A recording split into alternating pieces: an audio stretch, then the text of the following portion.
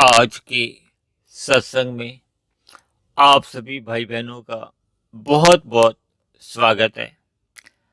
आज के सत्संग में चर्चा का विषय मैं यानी आत्मा और मेरा यानी शरीर, इन शब्दों के भेद को लेकर करने जा रहे हैं।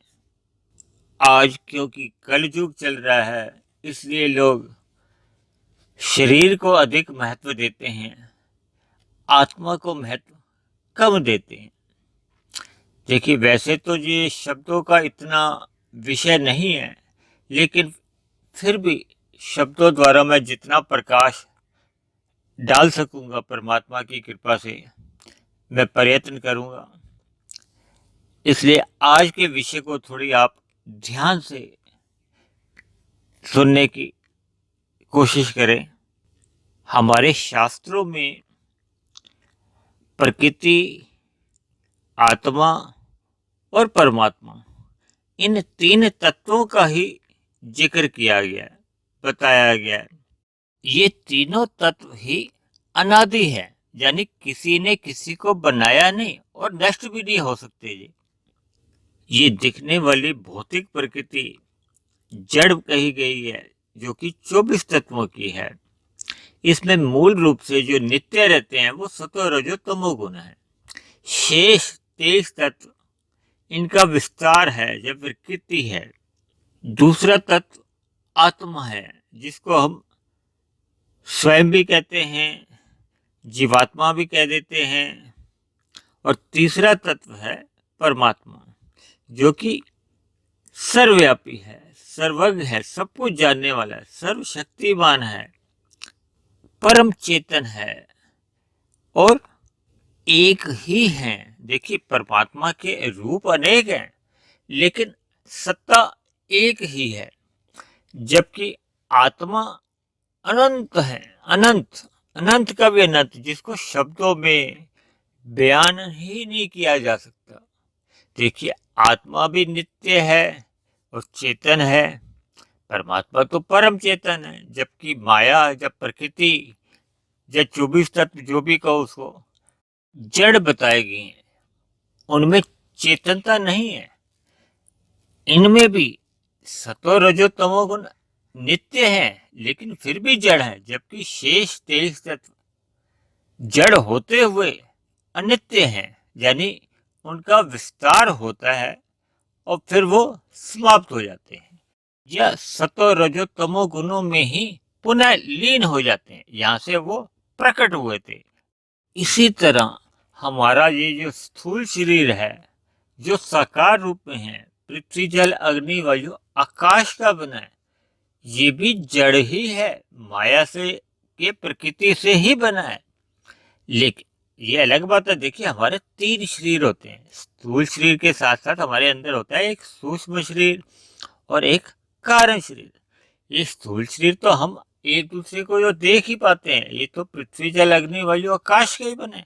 लेकिन जो हमारे अंदर एक सूक्ष्म शरीर है ना, वो 17 तत्वों का बना है। उसमें 5 कर्मेंद्रियां होती हैं, 5 ज्ञानेंद्रियां होती हैं, 5 स्थूल भूतों के तन मात्र है, सूक्ष्म विषय भी कह सकती हो, और एक मन और बुद्धि होती है। जबकि कारण शरीर में हमारा अहंकार मुख्य रूप से होता है।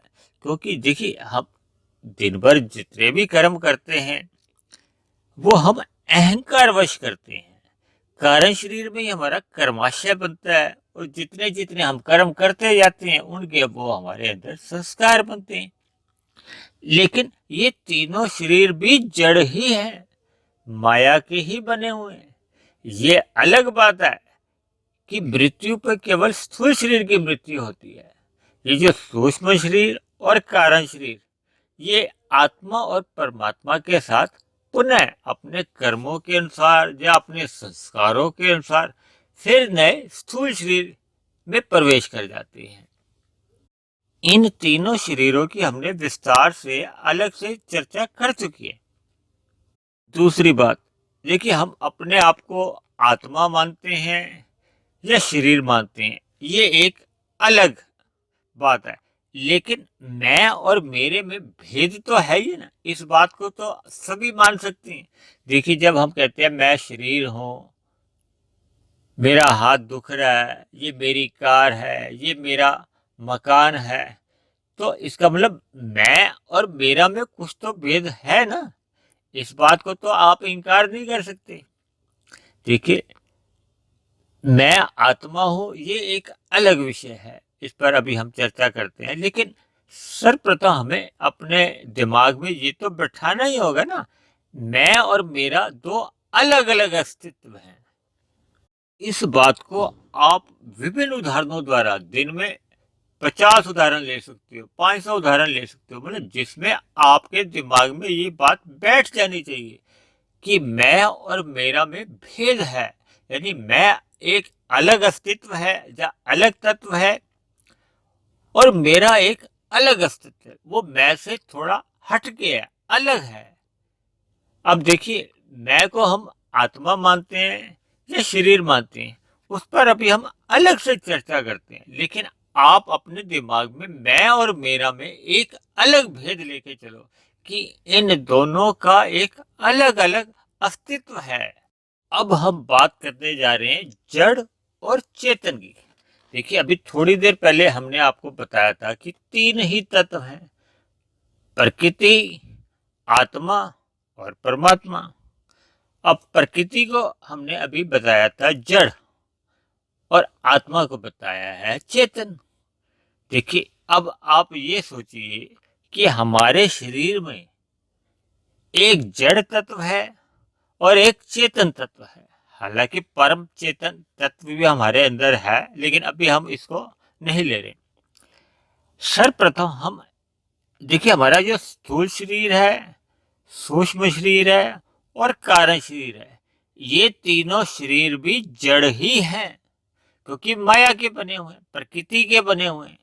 ये अलग बात है कि मृत्यु हमारी केवल स्थूल शरीर की होती है। जब तक हमारा आत्मा मायातीत नहीं होती, यानी कि प्रकृति के गुणों से मायातीत नहीं हो जाती, तब तक ये इन जड़ शरीरों से मनुष्य या आत्मा बंधी रहती है, आवृत रहती है, या कुछ भी शब्दों से आप इसको बंधन मान सकते हैं। देखिए, 84 लाख योनियां हैं, तो 84 लाख योनियों में ये जो बार बार जन्म होते हैं ना, ये केवल किन के होते हैं? ये स्थूल शरीर के होते हैं। सूक्ष्म शरीर और कारण शरीर पुनः आत्मा और परमात्मा के साथ नए शरीर में प्रवेश कर जाते हैं। लेकिन फिर भी ये तीनों शरीर जड़ ही हैं, क्योंकि माया के बने हुए हैं, प्रकृति के बने हैं, और प्रकृति जड़ है, केवल आत्मा ही चेतन है। अब जड़ और चेतन में जो मुख्य रूप से अंतर क्या है? देखिए, जड़ में अपने आप में कोई क्रिया नहीं होती, उसमें कोई इच्छा शक्ति नहीं रहती, जबकि चेतन में क्रिया होती है। देखिए, ये जो हमारा शरीर में आप जो देखते हो क्रिया, हाथ हिलता है या मैं बोल रहा हूं, ये किसके कारण है? ये जीव्या के कारण नहीं। देखिए, हमारे अंदर जो आत्मा की जो शक्ति है, जो चेतन शक्ति के कारण ये जड़ जितने भी पदार्थ हैं या तीनों हमारे ये जो शरीर हैं, ये चेतन में लगते हैं। देखिए, जब इंसान जीवित होता है तो, और कहते हैं ना, जब मर जाता है तो आत्मा निकल गई, तो पूरा ये शरीर जड़ हो जाता है ना। अर्थात जड़ और चेतन को भी आप दिमाग में पहले अच्छी तरह बैठा लीजिए। देखिए, जड़ का अब जड़ के साथ संबंध होता है, ये सजातीय संबंध है। चेतन का चेतन के साथ ही संबंध होता है, ये भी एक सजातीय संबंध है। लेकिन जब हम चेतन का संबंध जड़ के साथ मान लेते हैं, तभी बंधन का कारण होता है। इन बात को थोड़ा सा और आप गहराई से सोचिए। देखिए, जब हम अपने आप को एक शरीर मान लेते हैं, तो फिर शरीर से संबंधित अपने रिश्तेदार, दोस्त या स्थूल चीजों को ही हम अपना मानने लगते हैं। एक बात लगे हाथों आपको और बता दें कि देखिए, जड़ पदार्थों में हर क्षण परिवर्तन होता ही रहता है। भले ही देखिए, अब जैसे मैं आपको अभी जो देख रहा हूँ, 1 सेकंड पहले जो देखा, आपके में भी परिवर्तन आ गया और मेरे शरीर में भी परिवर्तन आ गया। या हमें आसपास दिखने वाली जितनी भी जड़ पदार्थ हैं सभी में परिवर्तन हो रहा है। वो अलग बात है कि वो परिवर्तन हमारे पकड़ में नहीं अगर आता है।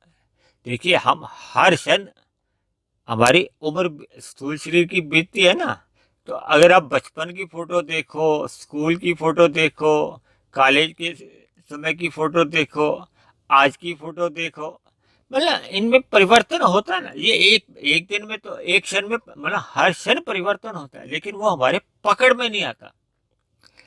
देखिए जैसे सेकंड की सुई हर क्षण चलती जाती है ना, तो वो हमारे पकड़ में आ रही है, लेकिन उसके तुलना में जब मिनट की सुई चलती है या घंटे की सुई चलती है, तो घंटे की सुई तो बिल्कुल भी हमारे पकड़ में नहीं आती।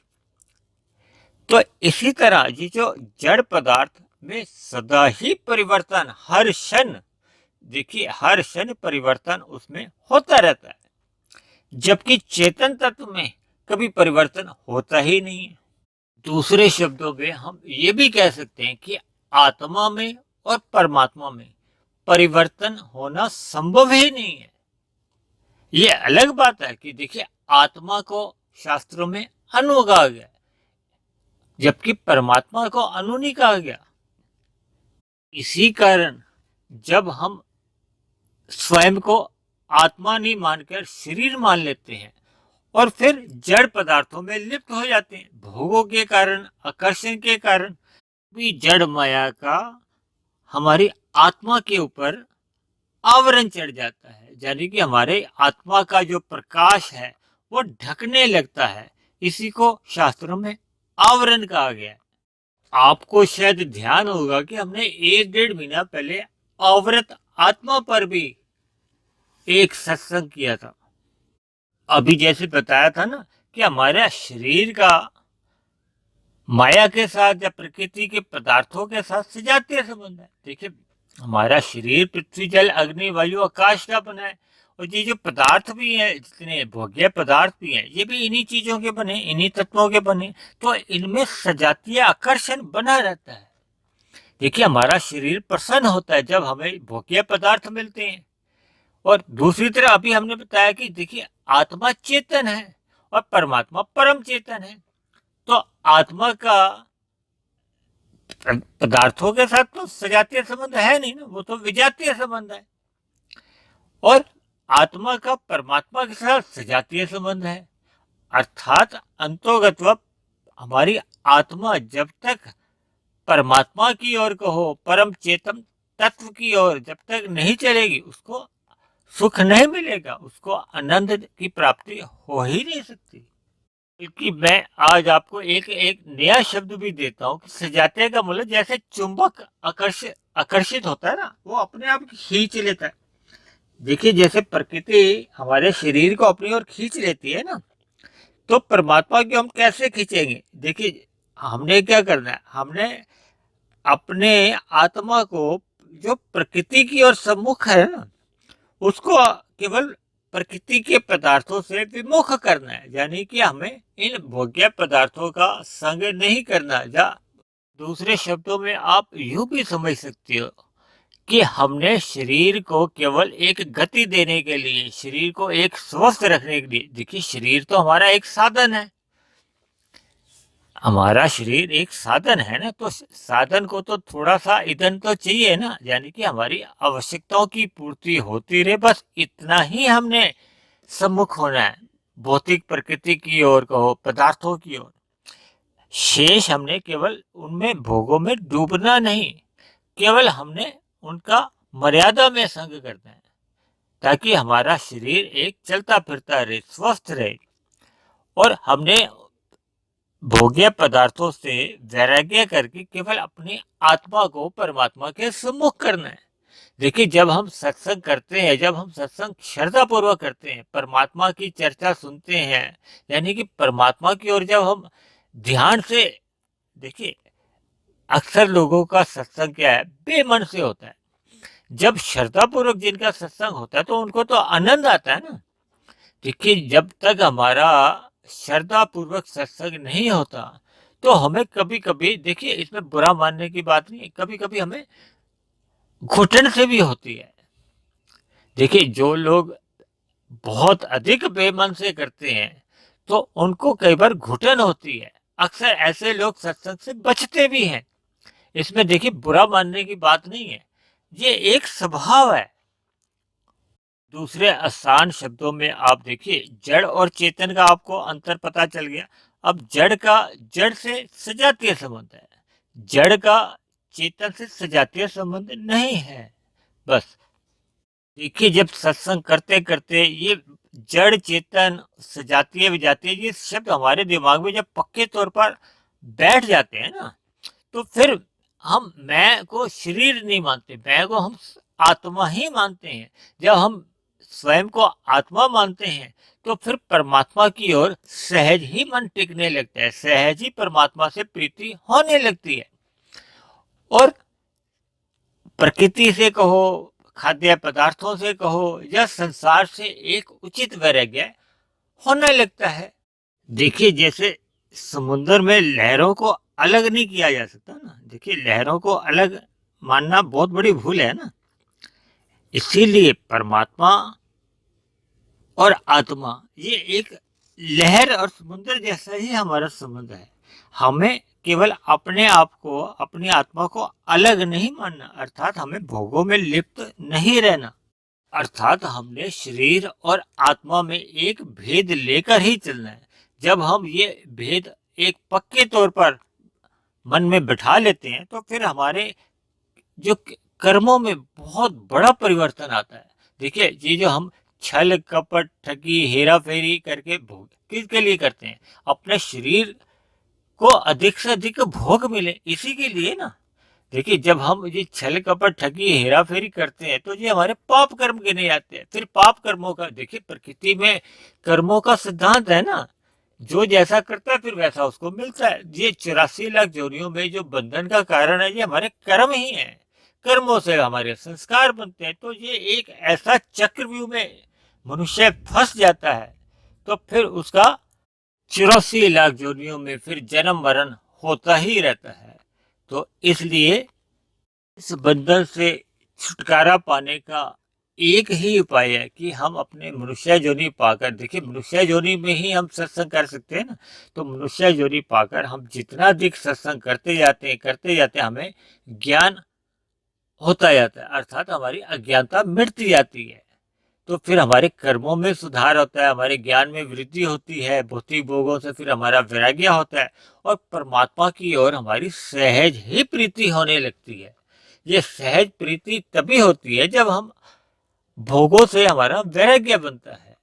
तो आज की चर्चा को हमने बहुत उदाहरणों द्वारा देखिए, परमात्मा ने मुझे जैसे जैसे प्रेरणा दी, जैसे जैसे उदाहरण मेरे दिमाग में आए, मैंने आपको बताने की कोशिश की कि आपको मैं यानी आत्मा, मेरा यानी शरीर, इनमें थोड़ा भेद अच्छी तरह से समझ में आ जाए, ताकि परमात्मा से हमारी प्रीति हो और संसार में हम डूबे नहीं। देखिए, स्थूल शरीर मिला है तो स्थूल शरीर की हमारी आवश्यकता है, लेकिन मर्यादा में रहते हुए अपने निष्काम भाव से कर्म भी करते रहने हैं, ताकि हमारा बंधन का कारण नहीं हो। और परमात्मा से हम जितनी अधिक प्रीति करते जाते हैं, जितना परमात्मा का हमें ज्ञान मिलता जाता है, तो हमारी विवेक शक्ति जागती जाती है, यानी कि हम आध्यात्मिक उन्नति हर क्षण बढ़ती जाती है। तो आज के सत्संग को, आज की चर्चा को, जिस पर देखिए कोई अंत तो चर्चा का है ही नहीं, लेकिन फिर भी परमात्मा की कृपा से मैं जितने आपको समझा पाया, मैंने अपने विचार आपके सामने रखे। फिर भी किसी भाई बहन को कोई बात समझ में नहीं आई हो तो आप दिए गए टेलीफोन नंबर्स पर आप अपना प्रश्न भी पूछ सकते हैं। आपकी कोई राय हो, कोई सुझाव हो, तो आप अपना सुझाव भी रख सकते हैं। तो आज की चर्चा को, आज के सत्संग को हम यहीं समाप्त करते हैं। आप सभी भाई बहनों का बहुत बहुत धन्यवाद।